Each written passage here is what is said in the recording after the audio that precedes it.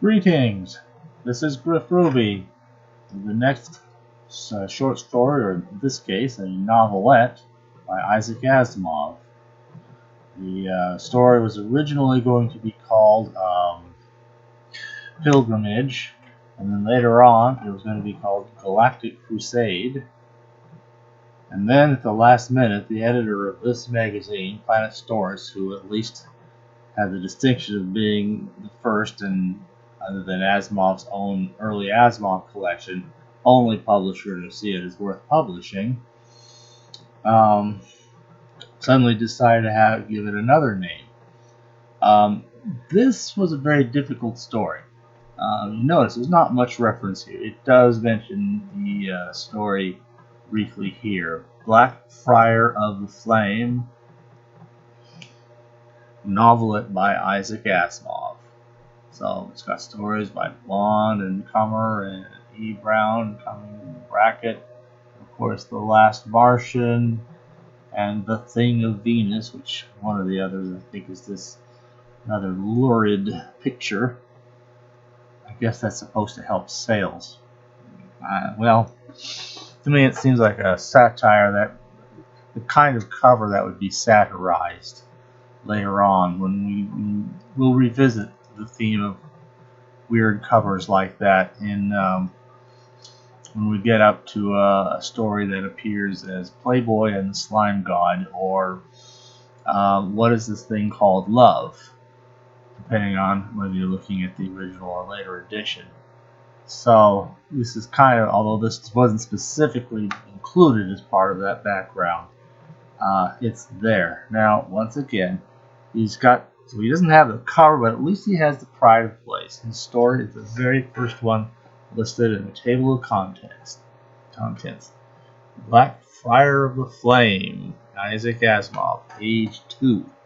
And the little blurb here says, "On despised earth alone burned the last proud flame of free humankind." So, we do get a couple other things in here that are unique.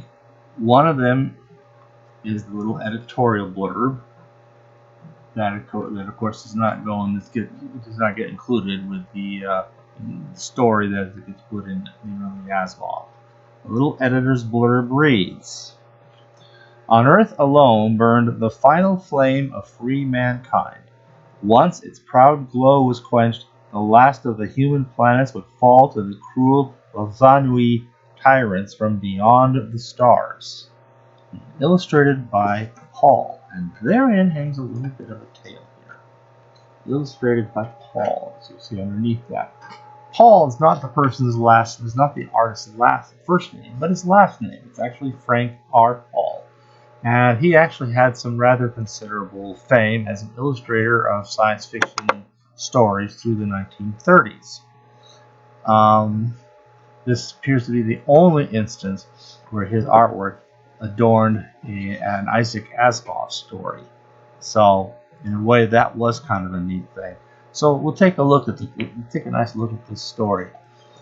We've got two parts in this whole picture. It's really kind of like a wide spread.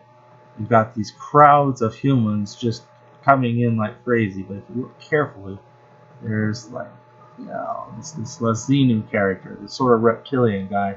I just like the smile on that guy's face.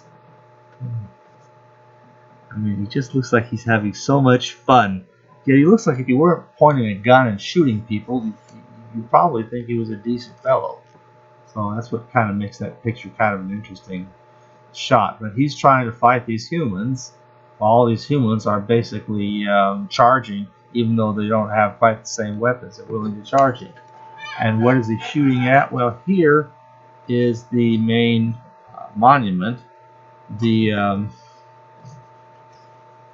again, you see the crowd, and there's this little,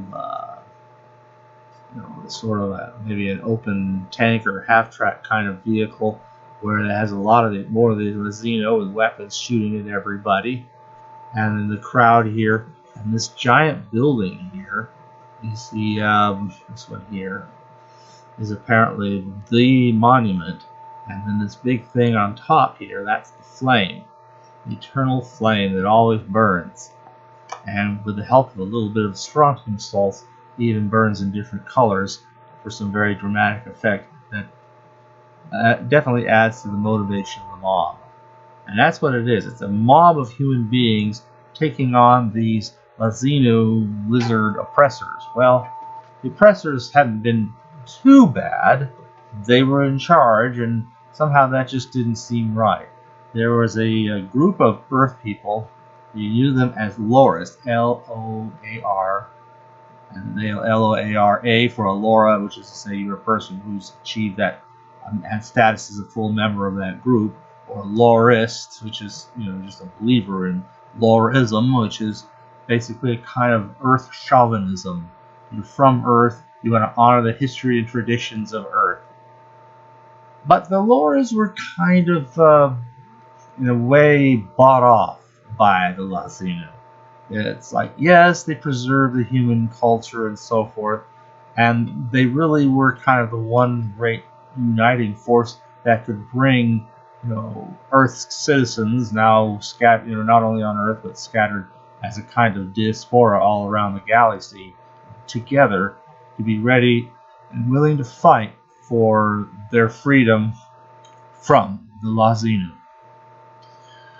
So you kind of have to use them, but at the same time, you can't trust them. Apparently 500 years before, the Earth people tried to defend the Earth and get it from the Lazino, who'd apparently been there for, at that time, maybe 1,500 years. Now it's about 2,000 years.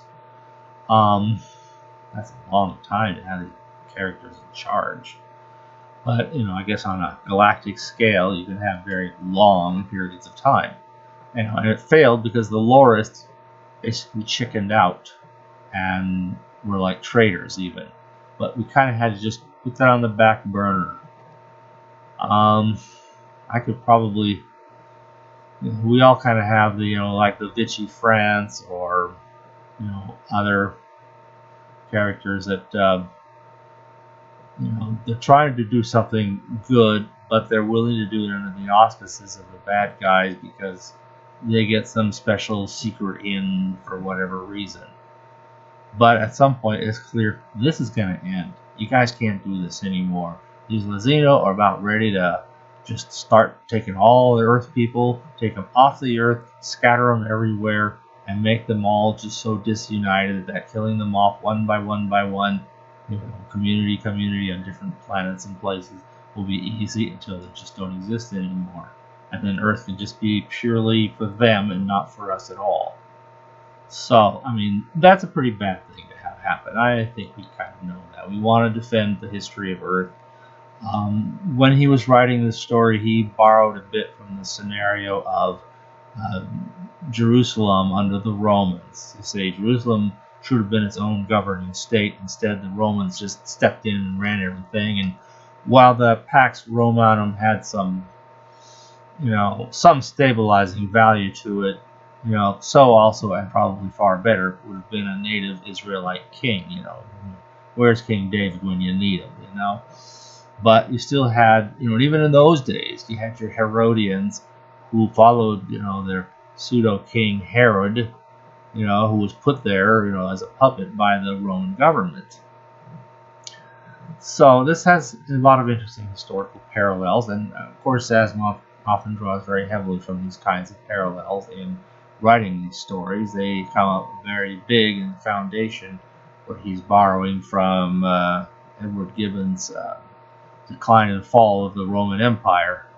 So he definitely borrows a lot from that for his Foundation series. But here he's borrowing from a somewhat earlier stage of the Roman Empire where you had Jerusalem. Now, this is an interesting thing from the standpoint of its connection with the Foundation series. It's obviously not Foundation installment. Neither are the Galactic Era novels or another short story we'll get to a little later on called Blind Alley.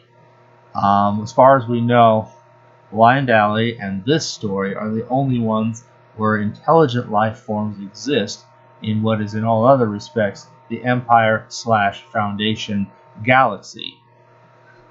So it's kind of intriguing to see the you know, other intelligent beings. Now, in the case of Blind Alley, they're just limited to one single planet somewhere, very inhospitable to human life forms anyway, so they could find some other planet to their liking that humans wouldn't even be interested in inhabiting, and the humans apparently just forget they ever exist and think they're the only intelligent species in the galaxy.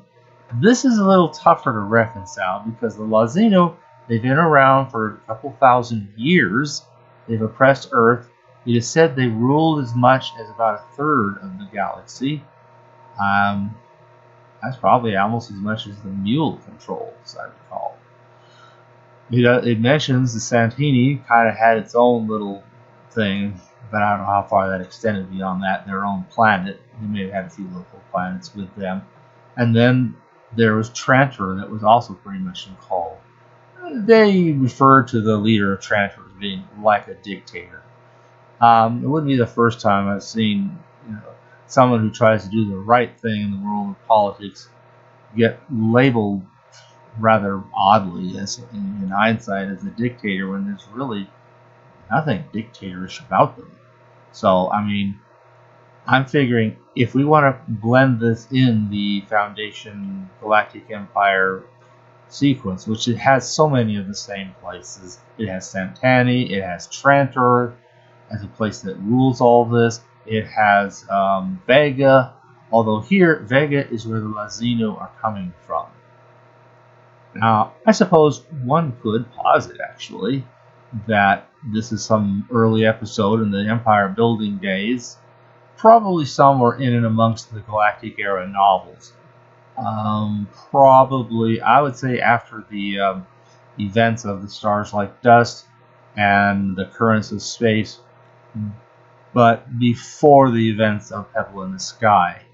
So you could have a span in there where maybe for a couple thousand years, these Lazino just suddenly, I don't know, mutated to an intelligent form that just thinks of one thing: galactic conquest. Maybe they meet up with some humans for the first time and learn there's an empire, and suddenly they want to get in the empire business and build their own, and that's their whole existence. And so for a couple thousand years, they expand a huge empire. Like I said, maybe as much as a third of the galaxy, maybe even more at some point. I think of, for example, the Mongol hordes that inundated all of Asia, even well into Europe during the time of Genghis Khan. And then not too long after, it just disappeared like it never was. And the Lazino could be kind of like that. Maybe something that in the thousands of years afterwards gets forgotten.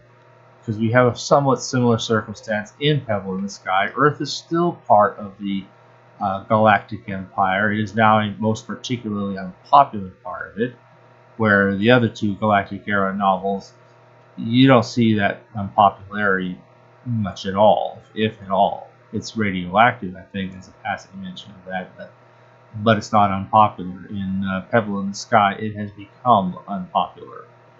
So, and despite having fought the Lazino, I think there's kind of an irony in that, too. That would be kind of a great irony. So you could fit it in the Foundation/Empire scenario. You really could. And I, for one, am rather inclined to include it in that category.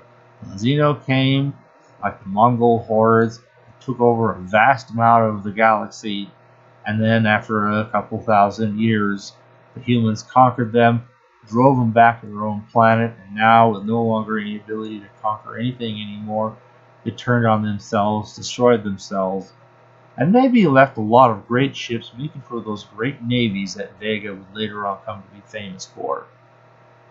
And by the way, there's one other thing that occurs in there. Somebody has a Karen smoke. You might recall a story or two back where we had Christmas in Ganymede, these ostrich-like beings were being used to harvest, among other things, something called Karen leaves. What were they? I'm suspecting that maybe that's what we're seeing here as kind of like an alternative to tobacco, or maybe else a kind of tobacco. Maybe it's the cancer-free tobacco that makes sense that at such a time smoking is a common thing and people don't get lung cancer from it. So there's all kinds of interesting thoughts like that. Anyway, there's really not much else to separate the original story as far as how it's printed and how it got republished in the early Asimov. Once again, seen this. Yeah. And that is basically two typographical errors that I caught. There's one place where the Lazinoan characters, either their captain or somebody higher ranking, is supposed to be describing themselves as undermanned. They don't have enough of their people on Earth. If the humans on Earth suddenly revolted, there'd be nothing they could do. They'd have to call for help and wait for it to arrive. And in fact, that will happen. The Earthers will rebel, and they will have to call for reinforcements. And then they will, which by the time they arrive, we've gotten some reinforcements from other parts of the galaxy. And so it's kind of neat stuff. There's some real serious war strategy that I find rather intriguing. Trantor is willing to send some armies at first, but they're not very committed to this whole thing. And in fact, at some point, they're ready to just, this is too difficult. Anyway, the Lazino aren't a big deal. We'll just let them win here. Let's just go home. And one of the people in the Earth here has to do something special, which basically amounts to giving the Lazino access to some, bases on the moon. That apparently includes some fairly formidable weapons, by the way. Which you could construe as kind of a traitor, but this is traitor. This is treachery in response to treachery, because it's really kind of a treachery that these, Trantorian, spaceships are ready to just bug out because it's going to get too hard, and they don't want any, face any real casualties of their own and so forth. So what do? You make it so that now the only way to get out of the situation is to fight off these Lazino and win. And it's kind of comparable to like the Romans, once again, turning their, equipping their soldiers with all the best armaments on the front side, this big shield and other helmet and all these other bits of metal everywhere to protect them, and that the backside is completely exposed. The idea being is that if you decided as a soldier to turn around and retreat, you expose your backside to the enemy, and they'll just put an arrow or a spear or something right through you. So it's like that's suicide. There's no way out but to go right forward, right through your opponent. That's the only way out. That definitely keeps your soldiers committed to the war, you see. And this is kind of a replay of that strategy as an interesting detail of war. So now these Trantorian ships must fight alongside the other ships of other planets that are, most of which are more motivated. Maybe some of us might have been willing to bug out, I don't know, but now they can't until they can defeat the Lazino.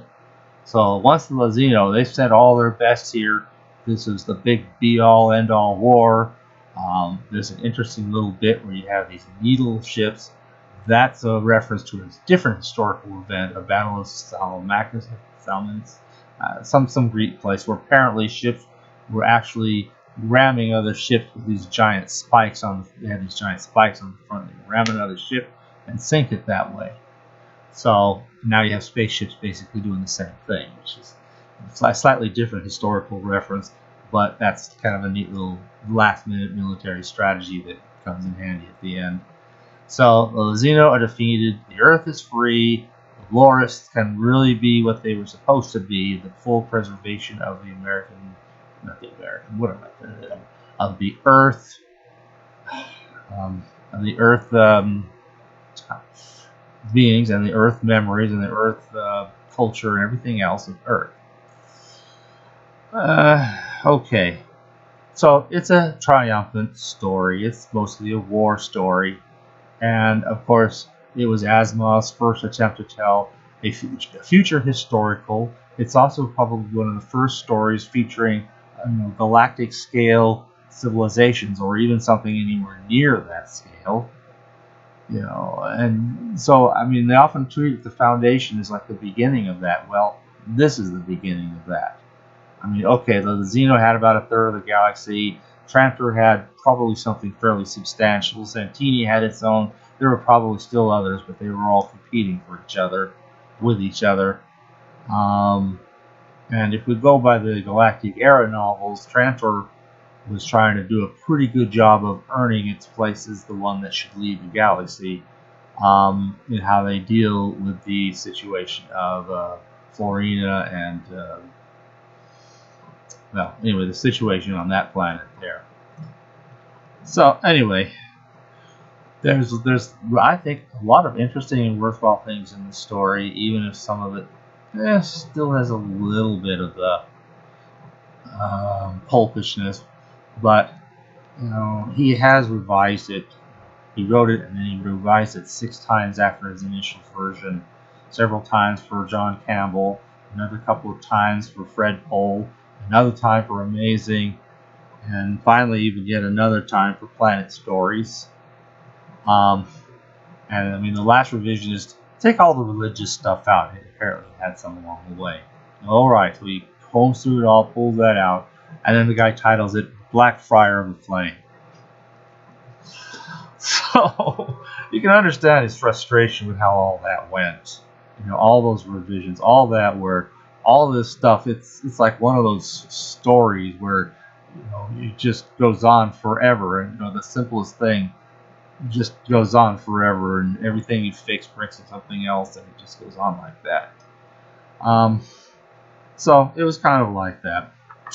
All the same, it's not regarded as one of his great stories. And, but if you go through all the segments of the Foundation, I mean, some of them, like The Wedge or The Traitors, they're not terribly great. Not up to the level of many of the other Foundation installments. Even that Now You See It or Search by the Mule part, seems to pale as in quality in comparison to most of the other segments. So, in that sense, you could say this kind of belongs to that segment as well. Obviously, it's probably not one of its stronger segments. So, it's had, as far as I know, only a couple of reprintings, one of which is the one that Asimov himself did in the early Asimov. The only other one I know is with the publishers of Planet Story, who also own something called Tops in Science Fiction. And you notice the same cover art again, only this is a collection of different stories that they had published over the years. It's got stories by Ray Bradbury, Ross Rocklin, and Leigh Brackett. I don't think any of those characters are in this original magazine. And this one is actually put out in spring of 1953. So we are looking at, from spring of 1942 to 1953. So we'll look at 11 years later. But it too has the same story.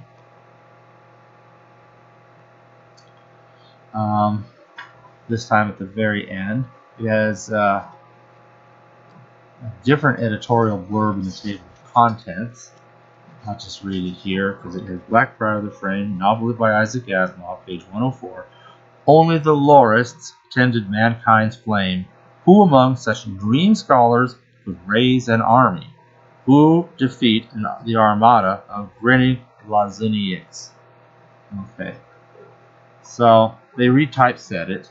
So you have a whole page here, and you have just the one half of the original story, the part that's not signed by Frank R. Paul, by the way.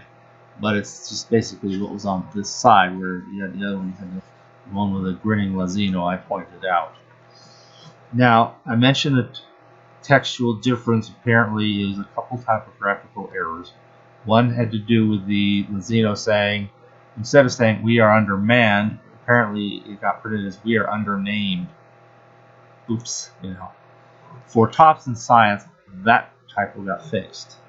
There was another place towards the end where a guy named Sanet, very important figure in this story, is trying to trick the Lazino into taking the moon as a way of using that to unite everybody. Remember the strategy of providing these various armies no way out except through your opponent. That strategy. So he's tricking them into going on the moon, claiming that, well, I think you guys are going to win, give me a bunch of money, and I've got a little squadron, and I'll help that squadron basically make it so you can take over the moon. Let's see. And he's coming to do this, and his name is Sanat. Sanat talks. Sanat does this. Sanat is being held by these guards and tries to wiggle loose, but he can't. Sanat has a minute to speak. He's got 10 seconds left to speak, to sell what he's trying to come up with, which he does. And then for some reason, one of the places, the name is taken by the place is named by the other guy. Here is a different role. Timball, Tymball, Timball. Russell Timball. By the way, Russell, that was named for Russell Winterbotham, one of his friends. So for some reason, Timball is in there, and the original has that typo. The reissue has that typo. That one got fixed in the early Asimov. So those are the known differences that I know. That's what there is. And so, like I say, you've got two places you can get it. The top's in science fiction from 1953, which is probably easier and cheaper than the Planet Stories magazine from 1942. And of course, the early Asimov. So that's what we have for that. Thanks for listening.